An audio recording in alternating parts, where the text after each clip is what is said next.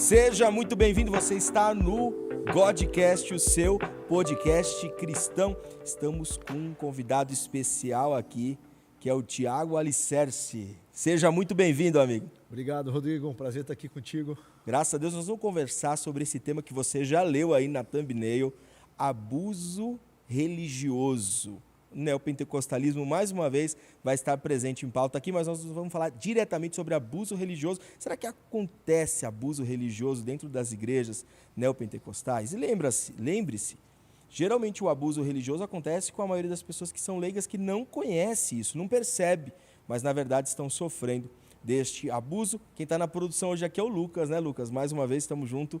Vamos lá então para o nosso tema de hoje. Antes disso, quero só avisar você que nós temos um patrocinador, que é o Creme Americano, uma base e várias possibilidades, que você pode encontrar nas melhores hamburguerias do Brasil. Tem mudado o delivery de milkshake de 30 a 40 minutos, e mudado também o orçamento. Faz lá, liga, os contatos estão aqui na descrição, liga lá, fala com o João, com o Ricardo, que eles vão fazer um trabalho especial para você. E também meu curso Vivendo o Evangelho. Entra agora no link vivendoevangelho.com.br, acessa lá, tem um link lá que você vai acessar e você vai baixar gratuitamente o teste de dons espirituais para que você possa servir na sua comunidade com excelência, edificando uns aos outros. Vamos embora, chega de falar dos nossos patrocinadores. Tiago, obrigado por ter vindo. Eu que agradeço, Rodrigo. Tá?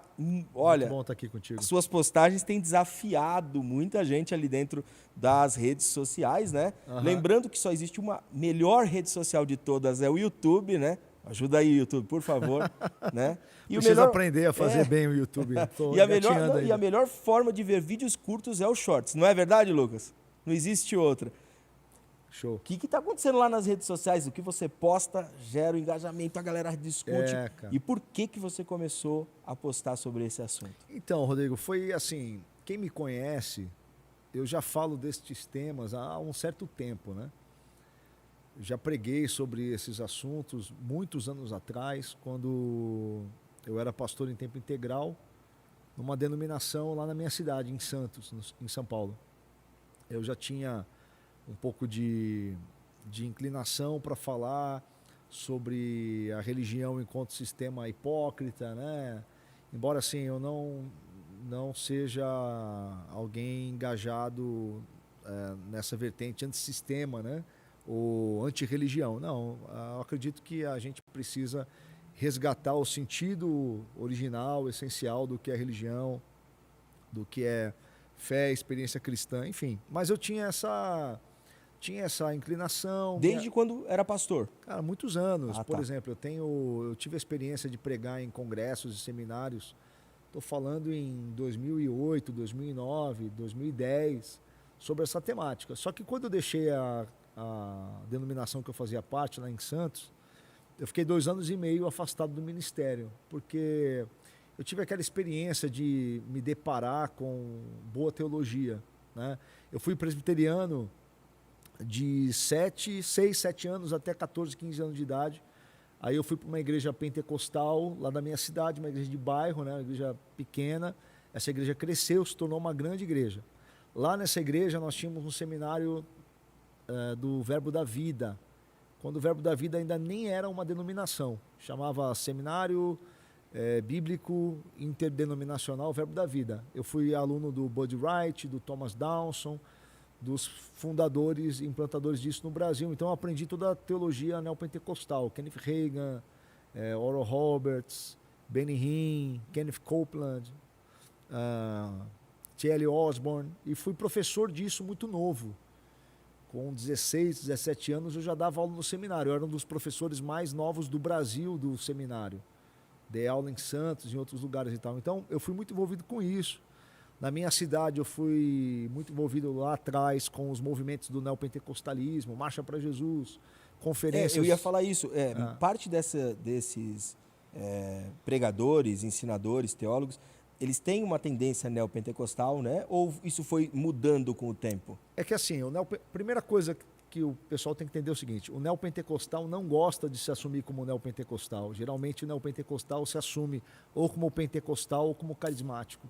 Entendi. Mas há muitas diferenças. O pentecostal, né? Avivado, né? Meu Deus. Exatamente. Porque o pentecostalismo ele tem um conjunto de doutrinas. clássicas, né? Sim. Então você tem o neopentecostalismo, o pentecostalismo é uma continuidade histórica do metodismo de John Wesley, influenciado pelo movimento ali de 1906, o William Seymour, muita influência do que estava acontecendo em Gales, muita influência da tradição holinés, das igrejas restauracionistas do final do século XIX. Aí surge o pentecostalismo, surgem as Assembleias de Deus e as denominações da primeira onda pentecostal. Logo mais na frente, lá para a década de 30, início da década de 40, começa a surgir pregadores pentecostais que começam a ser influenciados pelo espírito da época. O que estava acontecendo nessa época lá nos Estados Unidos? Estavam fervilhando duas coisas principalmente. A primeira, uma chegada pesada na cultura americana da espiritualidade oriental. Então, muita influência de religiões orientais, budismo, hinduísmo e outras vertentes orientais. Inclusive, o pentecostalismo vai influenciar lá no Japão o surgimento de uma religião japonesa que é praticamente uma versão de religião oriental do pentecostalismo, que é o Seishonoye, que é quase um neopentecostalismo misturado com espiritualidade oriental. Mas aí o que acontece? Além da espiritualidade oriental, alguns pregadores pentecostais começam a se apropriar das conversas que estavam acontecendo acerca das descobertas mais recentes da psicologia, né? Você imagina que eles estavam sendo bombardeados pelas ideias do Freud, do Jung, toda essa vertente. E junto com isso, as descobertas das técnicas de manipulação, controle da mente, que vai depois se desdobrar em programação neurolinguística, né, nas próprias técnicas que vão ser utilizadas na Segunda Guerra Mundial pelo nazismo para fazer engenharia social e controle de influência psicológica sobre a massa. Todos esses conhecimentos humanos estavam acontecendo naquela época. E aí alguns pregadores pentecostais começam a se apropriar destas coisas. Então eles começam a criar versões cristianizadas daquelas ideias. Por exemplo, a confissão positiva, que é essa doutrina neopentecostal do eu declaro, eu confesso, eu determino, vem de uma ideia de que a mente altera a realidade, né? Vem de uma ideia de que você consegue, a partir do que você diz, alterar o mundo ao seu redor.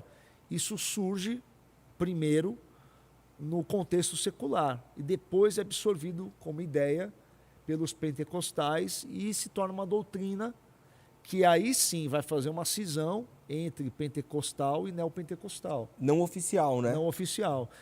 Havia nos Estados Unidos um movimento chamado Novo Pensamento, que era um movimento não religioso, que se dizia não religioso, mas que tinha forte componente religioso. E é esse movimento do Novo Pensamento que vai influenciar esses pregadores pentecostais que vão se tornar o que a gente vai depois classificar como neopentecostalismo. E esses pregadores, muitos deles vão se tornar ícones do televangelismo americano. E eles vão se tornar muito fortes lá nos Estados Unidos. E é aí que entra, por exemplo, a teologia da prosperidade, né?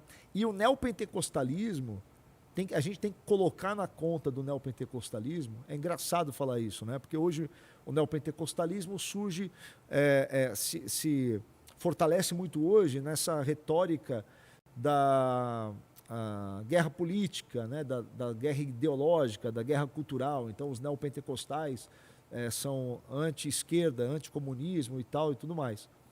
O que muita gente não entende é que, principalmente nos Estados Unidos, o mau testemunho do neopentecostalismo foi importantíssimo para o fortalecimento de todo esse ranço cultural contra a igreja evangélica e a fé cristã. Os televangelistas americanos focados em arrecadação de dinheiro, venda de produto, religião para a cultura, para a sociedade de consumo, esses televangelistas, que depois vão também ser alvo de investigações criminais, crimes financeiros. Você tem o caso emblemático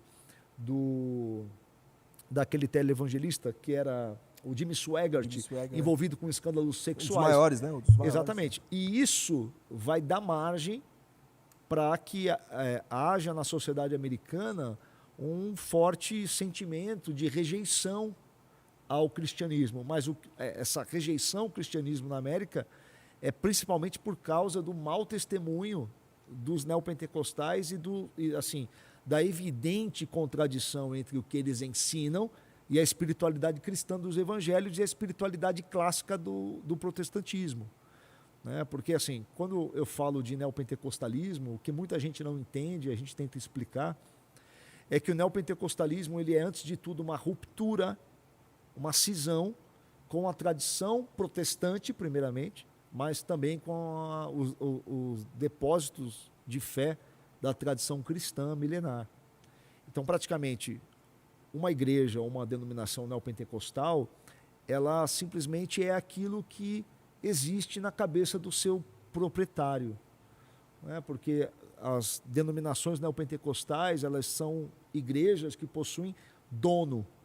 Né? O apóstolo, ou seja lá o título que ele tem, ele é o dono da igreja.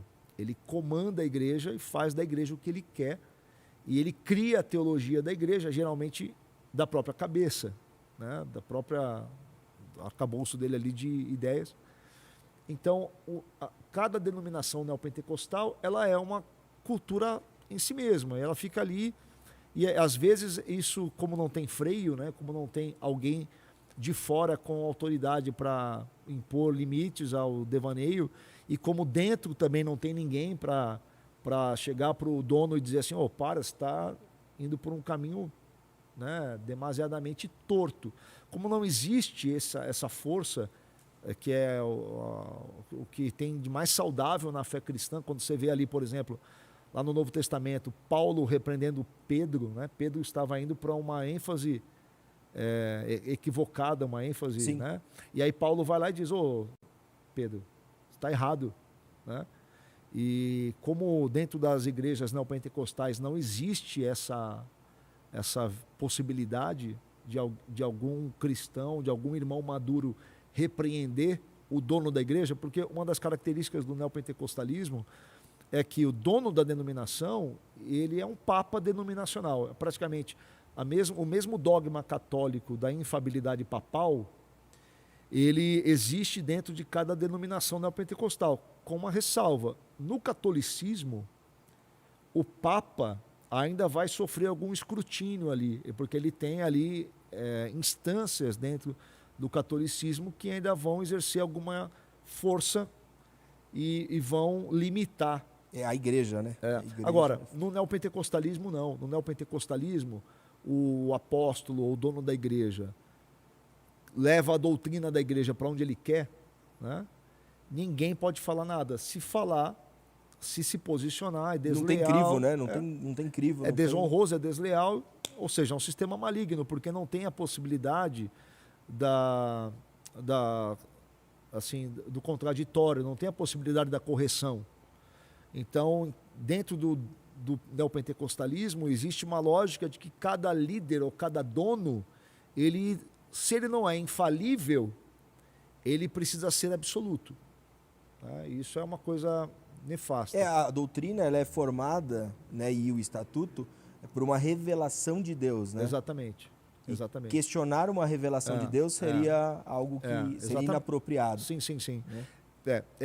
Assim, eles trabalham muito fortemente o mito fundador, né? Que toda seita possui um guru, que é um líder com uma personalidade carismática e com uma narrativa mitológica. Né? Eu tinha usado a nomenclatura oráculo. Sim. Mas é a mesma situação. Cabe. E assim, grande parte dos líderes de denominações neopentecostais possuem um perfil mitômano. O mitômano é uma doença psicológica. O mitômano é aquela pessoa que acredita no mito que ele cria acerca de si mesmo.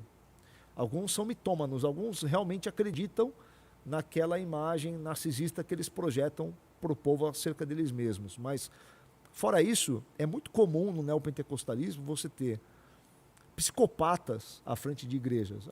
Uma prova clara disso foi o caso da Flor de Lis, que era uma das proeminências do neopentecostalismo brasileiro, era presidente de uma igreja que o nome da igreja era o nome dela, era Ministério Flor de Lis, né? Ela tinha mais de 9 igrejas no Rio de Janeiro, tinha uma arrecadação milionária, era deputada federal, celebridade gospel, cantora de uma das maiores gravadoras gospel do Brasil, pregava nos maiores púlpitos brasileiros, era incensada pelas maiores autoridades evangélicas do Brasil, né? Vendia milhões de reais em produto todos os anos, influenciava centenas de milhares de pessoas e precisou cometer um crime, ser presa e processada, investigada, para se descobrir, por exemplo, que ela tinha dentro de casa um quarto onde ela e o marido que ela matou, ou mandou matar, faziam leituras do livro de São Cipriano, que é um livro de magia negra. Sim. Além dos rituais de magia negra, a sua atuação ali dentro da casa com os filhos adotivos e os filhos de sangue eram de orgias, abusos sexuais e tudo mais. Tudo isso relatado pelo jornalista Ulisses Campbell no livro que ele lançou agora sobre a própria Flor de Lis. Cara, é sinistro. Sinistro isso. Essa mulher era uma fundadora de uma denominação, um papa denominacional, ela tinha todos estes atributos, né, que existem sobre esse tipo de liderança. Ela tinha um mito fundador, ela tinha toda a retórica da autoridade divina dela. Provavelmente devia ter linguagens internas, né? Sim, bastante, né? Muito comum. Toda seita possui um campo semântico próprio, né? Sim. Eles têm, por exemplo, para toda seita vai ter, por exemplo, o que os especialistas nos Estados Unidos, né, que estudam esse assunto, vão chamar de frase de encerramento de discussão. Então, por exemplo, você está observando uma questão na igreja que beira o absurdo. Vou te dar um exemplo. Tem uma denominação muito conhecida aqui em São Paulo, porque ela trabalha muito com jovens, com a temática do esporte, e ela diz o seguinte, o apóstolo diz assim, ó, se eu mandar você tocar fogo na igreja, tua obrigação é só me perguntar se é para tocar fogo com álcool ou com gasolina. Né? Se isso não é uma declaração de um psicopata, né? Tá dizendo assim, ó, se eu atuar como um piromaníaco incendiário, né? E você vai ter que me ajudar, e o único questionamento que te é permitido é que tipo de elemento químico eu vou usar para cometer o crime. Porque é isso que está sendo dito, né? Ele é ungido do Senhor. Ele é ungido do Senhor, o anjo da igreja, todas essas doutrinas falsas. E, naturalmente, quem está seguindo isso são pessoas simples, muitas vezes com pouco conhecimento. Sim. E assim, que acaba seguindo. Como eu te disse, o neopentecostalismo desconecta a pessoa da tradição cristã. Então, assim, você entrou numa igreja neopentecostal, você não pode ouvir outro pregador, você não pode fazer um seminário teológico, você não pode ler livros que eles não recomendam. Geralmente, eles querem que você leia as apostilas, estude tudo, o seminário da igreja. Eu já ouvi muitas vezes o seminário teológico estraga as pessoas. Né? Exatamente. O que acontece? As pessoas não têm um ideário para além daquelas doutrinas da própria denominação. Então, o que acontece? Se você ouvir um absurdo desse, olha, se eu quiser botar fogo na igreja, você só me pergunta se é para pôr com álcool ou gasolina. E se você chega para o pastor ou para o apóstolo e diz, opa, peraí, está errado isso. O que eles vão te dizer? É a frase de encerramento de discussão. Toda seita tem a sua ou as suas frases. Você está fora da visão. Ou você é um desleal. Ou você está me desonrando. Então, estas frases, estas sentenças, elas criam um campo semântico, e elas fazem com que as pessoas sejam silenciadas, toda divergência é silenciada, e é lógico que a divergência ela pode ser boa e pode ser ruim. Uma divergência excessiva é rebeldia, né? Mas uma divergência correta é zelo. Né? Todas as virtudes, elas têm o seu aspecto negativo relacionado à sua falta e o seu aspecto negativo relacionado ao seu excesso. Por exemplo, coragem. Falta de coragem é covardia. Excesso de coragem é irresponsabilidade, né? Então, assim, a obediência também tem essa característica. Uma obediência, falta de desobediência é rebeldia. Obediência em excesso vai te conduzir ao servilismo, à maldade, né? Os alemães, eles matavam os judeus porque eles eram obedientes, porque eles não eram rebeldes. Eu preguei, domingo agora eu estou numa série chamada Parábolas. Que legal. E eu falei sobre esqueci, eu tô ruim da memória hoje, hein? Hoje, sobre o bom samaritano. É por causa da... Por causa da cervejinha, né? Conta a história aí, conta a história, Rodrigo. Pessoal, é assim, é o seguinte, o pessoal vê as latinhas aqui, ó, falou, ó, vocês estão tomando cerveja agora, ofereceu pro pastor Zé Bruno lá a cervejinha. É água da Ambev, pessoal, olha aqui, ó. Olha aí, ó. Eu nunca tinha visto água em latinha, primeira vez. Água mineral em latinha. Ó, Lucas, a gente toma água em latinha aqui? É lógico que não, é só para os convidados. Sim, para ficar bonito, para os convidados bonito. Tá certo. Recepcionar da melhor forma possível, né? Eu estava pregando sobre o bom samaritano. E o sacerdote e o levita não fizeram nada de errado. Eles fizeram exatamente o que a lei mandava. Sim, eles não fizeram nada de errado, eles fizeram certo. Cerimonialmente, eles não podiam tocar no... olhar pela lei, você tem que aplaudir eles. Eles fizeram corretamente. É verdade. É verdade. Que é o mesmo tipo de servidão, né? Sim. É servidão, escravidão, né? Sim. Escravidão da lei. Sim.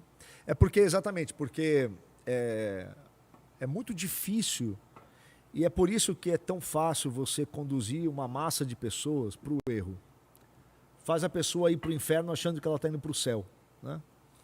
Por quê? Porque fazer as coisas do jeito certo exige intencionalidade, exige você parar e olhar o que você está fazendo, e pensar no que você está fazendo, e enxergar para onde vai o que você está fazendo. E a massa, a grande parte das pessoas, não quer ter esse olhar. É muito cômodo você entrar numa igreja, sentar numa poltrona e deixar que alguém que te faz acreditar que tem todas as respostas te guie. É cômodo, né? E o neopentecostalismo tem muito essa vertente, né? Por isso que ele, quando se encontra com o coach, existe uma simbiose, né? Porque hoje, se você observar, se você assistir uma palestra coach, é verdade, você não sabe se você está numa palestra ou num culto. A similaridade ficou absurda, né? Não estou generalizando, né? Mas hoje em dia é isso. É porque o neopentecostalismo ele é uma espécie de religião cristã secularizada, né? Uma religião cristã secularizada. Porque no neopentecostalismo, toda a dinâmica espiritual de uma igreja é baseada na pessoa do fundador. E esse é o grande problema. Por quê?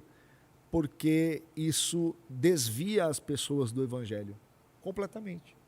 Porque eu digo o seguinte, Rodrigo, meu raciocínio é o seguinte: igreja não tem dono.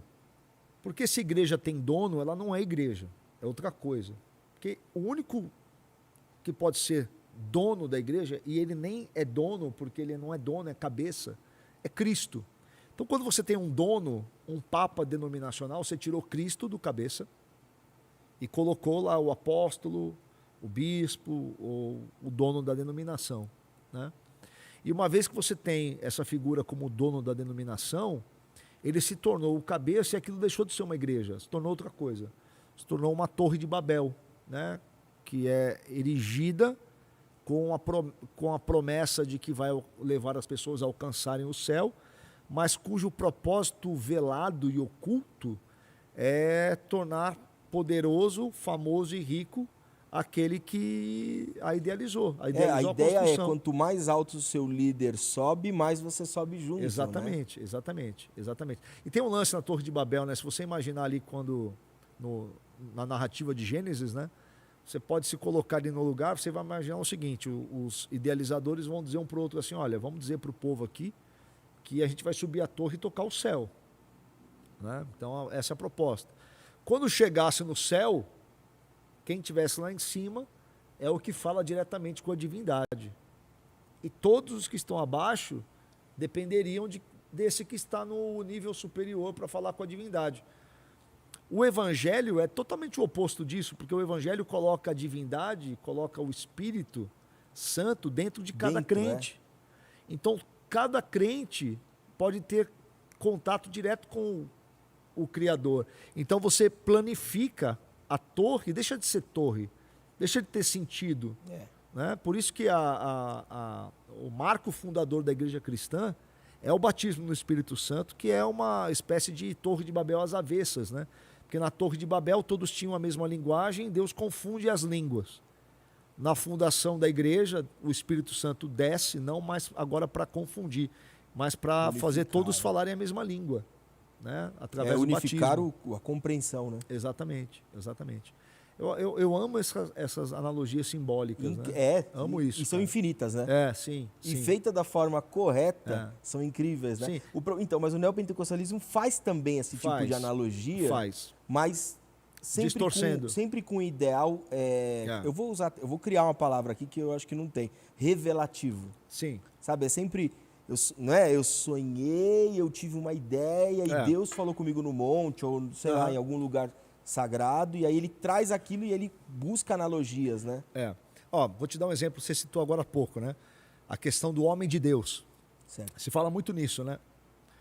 Eu acredito que eu sou um homem de Deus. Eu acredito que você também é um homem de Deus. Eu acredito que existem homens de Deus. Mas eu acredito que todo crente é um homem de Deus e uma mulher de Deus. Porque a figura do homem de Deus no Velho Testamento é a figura daquele que foi ungido por Deus. E no Velho Testamento e na Velha Aliança, a unção de Deus, ela era particular para algumas pessoas. Então a gente vai olhar para o Velho Testamento, quem era ungido? O sacerdote, né? Quando o sumo sacerdote e a classe sacerdotal, eles eram ungidos para o seu ofício. Os reis eram ungidos e os profetas, né? Eram ungidos, recebiam o Espírito Santo. E então, no Velho Testamento faz sentido você ter essa figura do homem imantado, sabe? Assim, eu sou um homem comum, mas ali está passando o homem de Deus. Ele é um homem imantado com o Espírito Santo, ele é um ente místico em comparação, em relação a mim, que não sou homem de Deus, que sou normal, que sou ordinário. Mas o Novo Testamento não ensina isso. O que o Novo Testamento ensina é que quando, e eu acho, olha que interessante, né? Os neopentecostais usam isso muito também, a figura de Elias e Eliseu. Então eles falam assim, olha, quando você serve o Elias, se você é o Eliseu de Elias, você vai receber a unção de Elias, né? A unção dobrada. Mas olha para a narrativa lá do Velho Testamento, de Elias e Eliseu. Quando é que Elias recebe o manto de Eliseu? É quando Elias é assunto aos céus e lança ali um manto e diz, olha, se você estiver olhando para mim, você vai receber a minha unção dobrada, né? E aí Eliseu recebe aquela unção e vai fazer o dobro de milagres. Esse mesmo cenário ele foi pintado no Novo Testamento. Quando Jesus é assunto aos céus, ele está representando Elias, né? O nome Elias quer dizer força e poder do Deus verdadeiro. Então Jesus está sendo elevado aos céus. E quem é o Eliseu olhando para Jesus? Quem é o Eliseu desse Elias? É a igreja. Estão ali os discípulos, né? E o texto diz que Jesus olha para eles e diz, recebereis poder ao descer sobre vós o Espírito Santo, sereis meus mártires, que testemunhas no original quer dizer mártires, né? Então, isso é uma coisa muito forte. O que faz sentido também com obras maiores farão. Exatamente, né? Exatamente. E aí o que acontece? Quando você vê, por exemplo, o apóstolo João, ele vai dizer assim, olha, vós tendes a unção que vem do santo. Então, todo crente precisa saber que, no Novo Testamento e na Nova Aliança, cada crente é um homem e uma mulher de Deus que já tem a unção de Deus, que é o quê? A presença do Espírito Santo. Nós somos habitados por Deus. Só que o neopentecostalismo, para construir a sua estrutura de negócio de religião institucionalizada, ele precisa ignorar o Novo Testamento, ignorar o significado de todas estas coisas Rodrigo, são a base do cristianismo. Não são assuntos secundários. A gente falar sobre a habitação do Espírito em cada crente, a gente falar sobre o fato de que cada crente tem acesso a Deus, né? A doutrina protestante do sacerdócio universal de todos os cristãos. Eu ia falar agora. Isso é um assunto básico da fé cristã. Então, o neopentecostalismo, para construir o seu agigantamento institucional, para construir o seu negócio de religião, o seu branding, né, da sua marca de religião. Poxa, eu estava vendo hoje um vídeo de uma igreja neopentecostal, no copinho da ceia o logotipo da igreja, né? Eu falei, meu Deus, os caras, daqui a pouco você vai ter que comprar o pão e o vinho para tomar a ceia. Não faz o menor sentido. Mas por quê? Porque eles precisam fazer essa desconexão com a tradição cristã para poder criar uma estrutura e criar uma estrutura hierárquica, né? É que o fundamento está na religião de mercado, né? Exatamente. Então, você, por mais que você seja, como organização, caracterizado no terceiro setor, o pensamento está muito no segundo setor. Totalmente empresarial. E precisa dar lucro, né? Tem toda uma estrutura de lucro, a entrada, a marca. Né? E não que a estrutura da igreja não precisa ter uma logo, uma estrutura claro que não, de identidade visual, que tudo não. bem. Mas isso não pode estar acima, né? Exatamente. É assim, Deus não unge estruturas, Deus unge pessoas. Então a estrutura precisa estar a serviço de pessoas. E não as pessoas a serviço da estrutura. Por que tem tanta gente abusada por igreja? Por que tem tanta gente que tem que trabalhar 7 dias por semana na igreja? Porque se não trabalha 7 dias por semana na igreja, é desleal, não valoriza o reino, é desonroso. E olha que interessante, olha o que eu vou te falar, tem um dado aqui. Muitas igrejas neopentecostais, sabe como é que elas remuneram o pastor? Elas dão um pequeno salário para o pastor local e uma comissão para o pastor local sobre o faturamento da igreja. Tá? Mas não só isso. Parte do soldo do pastor local é o resultado das lojinhas, da cantina. Eu não vou lojinhas internas. Eu não vou falar aqui a denominação, porque não é meu papel ficar batendo denominação. Perfeito. E eu acho que você também não gostaria disso. Não. Mas a gente sabe dessa prática. Mas eu entendo. E é velado, Rodrigo. Os membros não são informados disso. É tudo feito na gaveta. Tá? Mas eu tenho documentos, tenho um monte de coisa guardada. E aí o que acontece? O pastor, obviamente, que ele vai dizer para a pessoa passar todos os dias da semana na igreja. Ele está ganhando em cada coxinha, ele está ganhando em cada copo de suco de pozinho que é vendido na máquina, ele ganha na roupa que a menina do Ministério de Dança tem que comprar dentro da igreja, a bandeira que a intercessora levanta do leão tem a logomarca da igreja, ele compra na lojinha. Então o pastor, os agentes da religião, eles lucram em tudo que está acontecendo dentro da igreja. Obviamente, eles querem que as pessoas passem o maior tempo possível que elas podem dentro da igreja. Uma vez, perguntei para um pastor que deixou uma dessas mega igrejas neopentecostais, de franquia, sabe? E aí eu perguntei para ele, assim, ele falou, como que pode, né? Culto às 9 da manhã, às 2 da tarde, às 5 e às 8 da noite. 4 cultos. Aí você passa lá na frente, tem, por exemplo, 3 pessoas.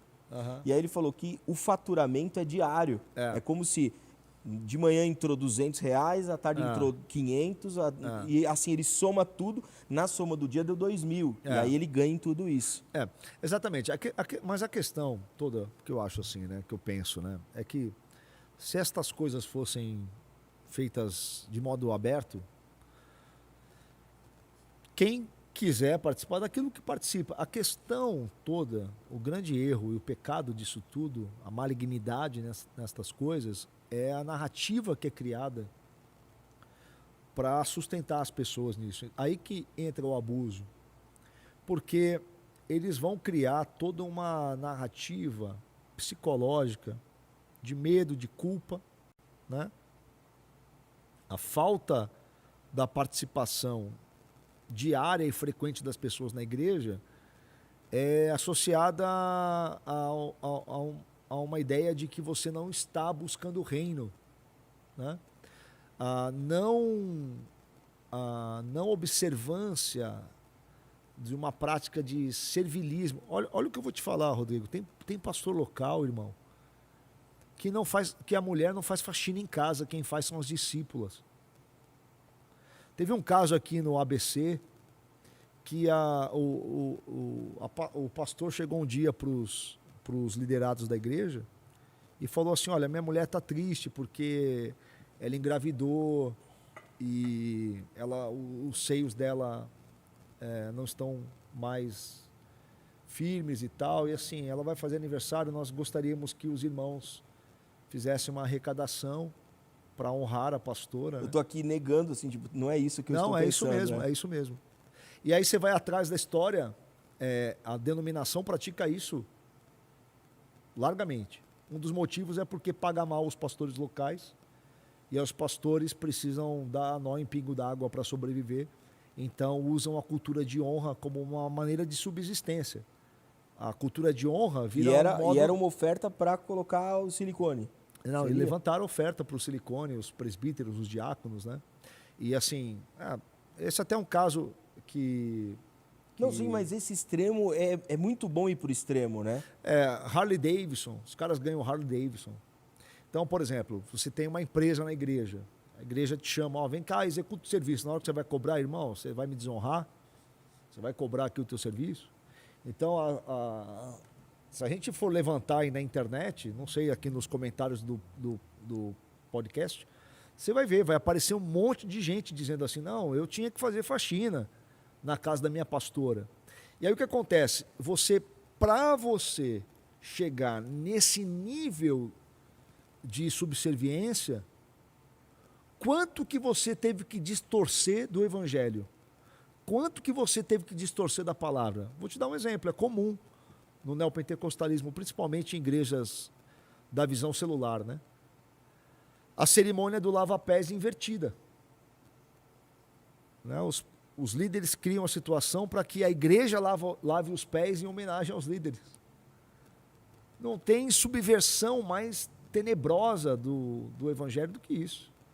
Quando que Jesus lavou os pés dos discípulos para sinalizar humildade, ele era Deus, as mãos que esculpiram as estrelas estavam lavando os pés cheios de excremento e poeira dos discípulos, tirando o excremento das unhas dos homens. As mãos que criaram tudo que existe. E aí os camaradas têm a coragem de pegar isso e inverter. Fazer gente simples, sem cultura, com pouca capacidade cognitiva, vir lavar os pés enquanto eles fazem um papel de monarcas, né? De senhores, de homens de Deus. Homens do diabo eles são, completamente. Né? É interessante. Essa questão do neopentecostalismo parece nova, mas ela é velha. Ela já, é velha. Né? Nós estamos falando no Brasil o quê? 1980? Mas ela recrudesceu. Piorou. Ah, entendi. Piorou. Mas começou lá em 1980? O neopentecostalismo começa com a chegada do bispo Robert McAllister e a Igreja Pentecostal de Nova Vida no Rio de Janeiro. Isso é o que é conhecido, 60, né? Mas assim, o bispo Robert McAllister foi um homem piedoso. Mas eles foram a primeira denominação pentecostal sem usos e costumes. Mas eles tiveram uma característica de chegar no Brasil e vir forte como ele era canadense, né? Ele chegou forte com essa questão das mídias, rádio e depois TV, e no Rio de Janeiro, né? Eu conheço bem essa história porque a minha esposa era neta de consideração do pastor Dilênio Rezende, que era um dos pastores lá do início dessa denominação, né? Meu sogro foi diácono dessa igreja em Santos, e eu conheço bem a história da Igreja Pentecostal de Nova Vida. Só que desse movimento da Igreja Pentecostal de Nova Vida é que vai surgir a Universal, a Igreja da Graça. O RR, o Edir Macedo, passaram pela Nova Vida, depois, se eu não me engano, eles foram ungidos na Casa da Bênção, pelo missionário Doriel. Né? E aí surge... Só que o Macedo, ele cria uma coisa completamente diferente. Ele cria uma coisa completamente diferente, que não existia nem nos Estados Unidos. Ele fez uma mistura do neopentecostalismo americano, dessa coisa midiática, focada na prosperidade, no dinheiro, ele misturou isso com a cultura brasileira de espiritualidade das religiões afro-ameríndias. Então você pega alguns cultos da Universal, você tem dificuldade de saber se você está numa igreja ou num terreiro. Né? O sincretismo é muito sincretismo é muito forte, pesado. Então e isso daí, só que isso daí funcionou como um case para tudo, mundo, né? Porque o que acontece? Ficou escrachada a questão da Mas ênfase hoje do tentam dinheiro. distanciar disso, né? Total. Dessa imagem, né? Quem fez nos anos 90 uma crítica muito pesada a isso, e na época não foi ouvido, foi o Caio Fábio. Lá nos anos 90 ele dizia, olha, quando ele era presidente da Associação Evangélica Brasileira, quando ainda era presbiteriano, ele dizia, olha, se nós não fizermos hoje uma distinção, se a gente não traçar uma linha aqui do que isso é, daqui a 20 anos, ninguém vai saber mais a diferença.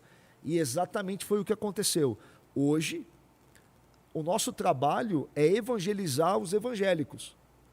A gente precisa evangelizar os evangélicos. Você precisa falar para o evangélico, para a massa evangélica, para a grande... Porque assim, a gente não está falando do neopentecostalismo como uma minoria evangélica. Não, eles são a grande massa evangélica. Talvez aí, se o Brasil tem 40 milhões de evangélicos, arrisco dizer que eles são 25 milhões. E vou te falar uma outra coisa. Igrejas pentecostais clássicas, originalmente pentecostais, e a gente pode falar praticamente todas as denominações do pentecostalismo clássico, como a Quadrangular, a Casa da Bênção, a Deus é Amor, a Brasil para Cristo, várias igrejas que, lógico, tiveram seus erros, mas tiveram também muitos seus acertos. A Assembleia se encaixa nisso. Né? Muitas destas igrejas, elas hoje têm muito mais do neopentecostalismo do que do pentecostalismo. E, às vezes, os pentecostais clássicos, dentro das denominações pentecostais clássicas, são minoria, porque a maioria hoje é neopentecostal. E uma outra questão, por exemplo, os batistas hoje, muitas igrejas batistas e metodistas, que são denominações tradicionais, né, com forte conteúdo histórico, né, com uma história de importância para o protestantismo, com vários feitos importantes no currículo, várias destas, no metodismo e na igreja batista, várias igrejas neopentecostalizaram. Tem muita igreja que era batista e hoje tem papa, tem dono. Igrejas grandes. Hoje em dia não adianta. Por exemplo, você recebe um convite, por exemplo, para trazer um sermão numa igreja. É batista, sei lá qual, X. Quando você fala, batista, uma igreja tradicional histórica, né? Sim.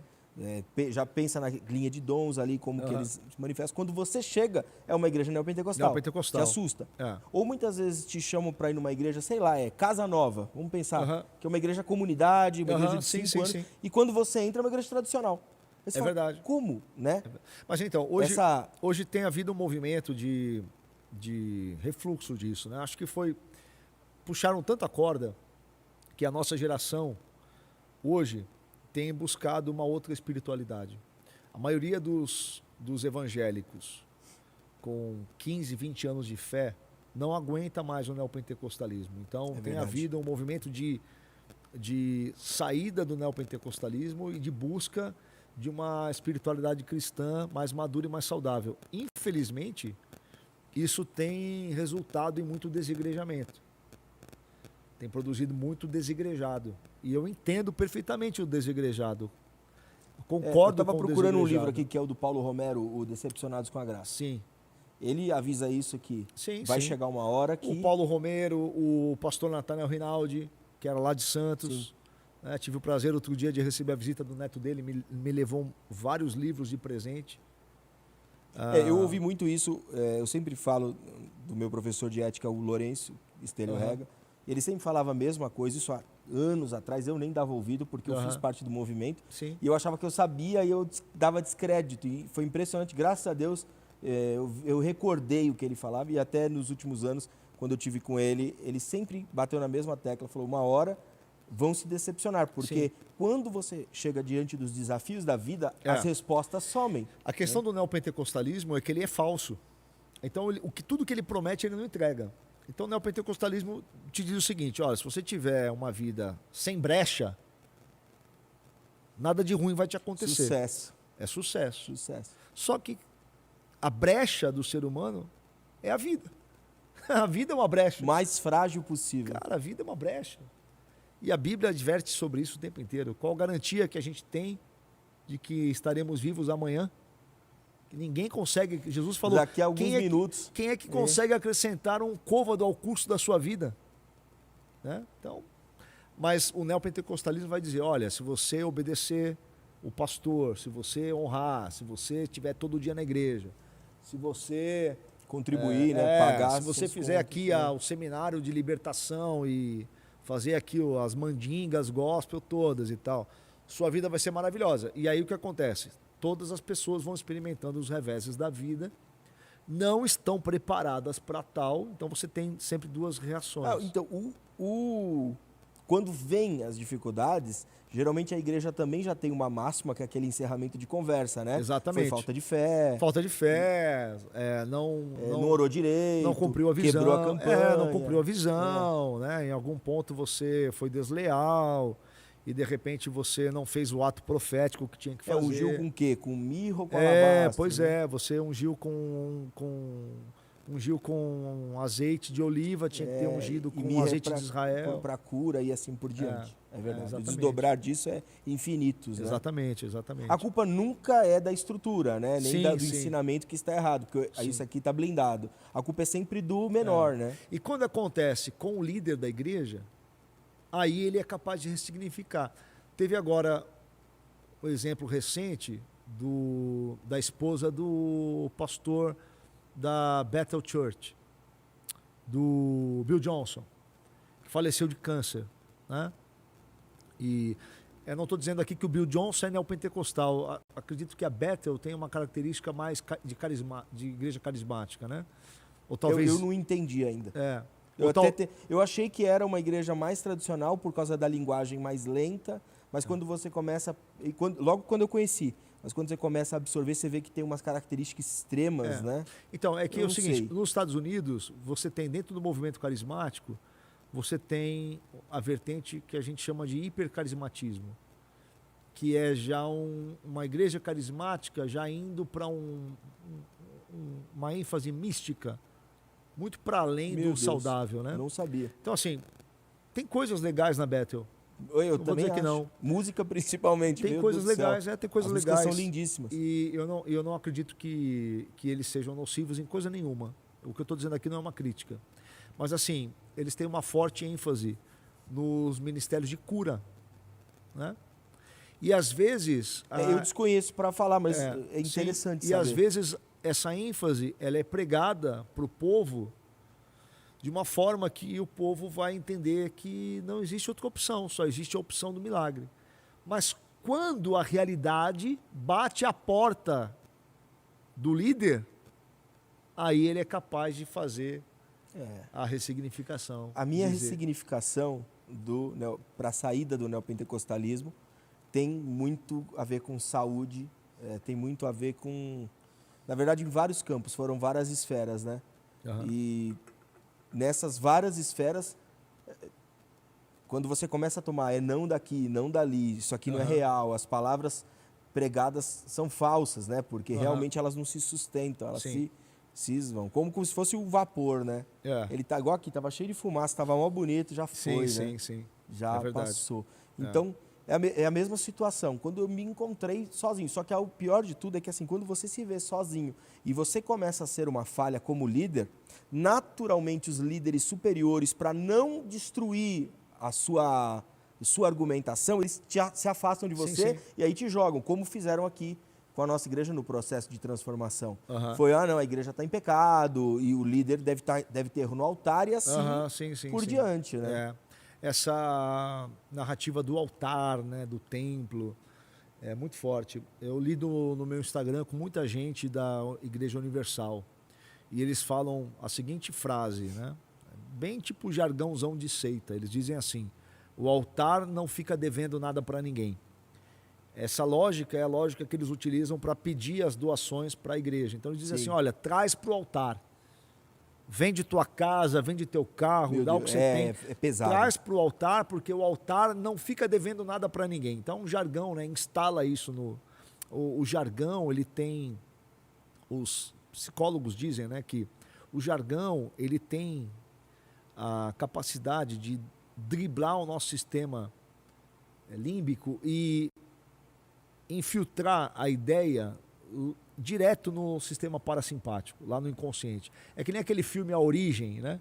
Você implanta, é como se você pegasse a seringa e implantasse a ideia lá no inconsciente do indivíduo. Dribla o raciocínio. Dribla o raciocínio, robotiza. Meu Deus. Então, aí, o levante as mãos e ninguém então, assim, pergunta mais o porquê. Olha uma coisa interessante, às vezes eu falo assim no meu Instagram, não existe altar no cristianismo. É absurdo a quantidade de pessoas que voltam me perguntando, pastor, como assim? Como assim não existe altar? Na minha igreja eu nem posso subir no altar porque é santo. Entende? Então, olha como a gente ainda está engatinhando no evangelho. Eu acho que o mínimo que pudesse chamar de altar é aqui, não é? Sim, o coração. É o coração. Eu sou o templo isso aqui do é Espírito, palco, né? Eu sou o templo do Espírito e o meu coração é o altar onde eu deposito toda a minha vida como uma oferta agradável. E aqui é uma elevação para tornar a dinâmica de pregação mais fácil. Às vezes chama de altar, não tenho então problema a nomenclatura com isso. não faz diferença, é a significância. Sim, né? exatamente. Exatamente. É que confunde, né? Verdade. Acaba confundindo. Olha, nosso tempo se encerrou, você acredita? Poxa, passou voando. Meu Deus, eu nem senti, Lucas. Foi bom demais, hein? Que legal. Mas vamos marcar uma parte 2? Bora. Vamos marcar uma parte 2 e a gente pode continuar nesse assunto, porque esse assunto dá uma parte 2 ainda. Tem muita coisa, Rodrigo, para falar. Muita coisa, irmão. Tiago, muito obrigado. Eu que agradeço. Espero que você aceite o convite que eu vou fazer depois, fora das câmeras, para estar com a gente no na nossa seminário da Reforma Protestante, que vai acontecer agora em outubro. Bem simples também, mas vai ser bem interessante, porque tem muito conhecimento e eu acredito que vai agregar muito valor. Legal, venho sim. Tá certo, comigo. Lucas, obrigado mais uma vez. Tiago, muito obrigado. Eu que agradeço. Foi um prazer. Gente, um prazer, foi uma surpresa. Quando o Renan, que é nosso amigo, verdade, o Renan falou assim, olha, vamos te convidar para um podcast e tal. Aí você me chamou no WhatsApp. Falei, beleza, vamos lá, vamos participar. Aí quando eu cliquei para ver a foto, falei, poxa, é o Rodrigo, eu tô te seguindo no Instagram, gosto do jeito que você responde e tal. Falei, poxa, que legal. E eu também já te acompanhava. Ele falou, vou chamar um amigo, tal, Tiago. Eu falei, legal, né? Quando eu vi a mesma situação. Que legal. Porque é difícil pessoas que estão dispostas a pagar esse preço, porque você sabe que o que a gente está falando aqui, duro, né? o que a gente está falando, se o nosso interesse fosse criar um negócio de religião, não estaria falando dessas coisas, estaria usando a minha capacidade de me comunicar, de falar, de me expressar, para falar o que o mercado quer que a gente fale, né? É verdade. E aí você teria a agenda lotada aí, faturamento altíssimo, né? Com os grandes púlpitos do Brasil. Mas, cara, eu fui chamado, minha vocação é para dar testemunho de Cristo. E dar testemunho de Cristo, a palavra testemunha no grego é mártir. Testemunho é você estar disposto a morrer se for necessário. Eu não posso ter outra atitude. Custe o que custar, pregue o Evangelho. Exatamente. Né? Pregue Cristo. Obrigado. Este aqui foi mais um Godcast. Nós vamos fazer a parte 2, hein? Se você pedir aqui nos comentários, vamos realizar a parte 2. As redes sociais do Thiago Alicerce está aqui na nossa descrição. Segue lá, que você, com certeza você vai gostar muito do conteúdo, vai edificar muito a sua vida. Este foi mais um Godcast. O seu podcast cristão fica por aqui. Tchau, tchau. Tchau, tchau.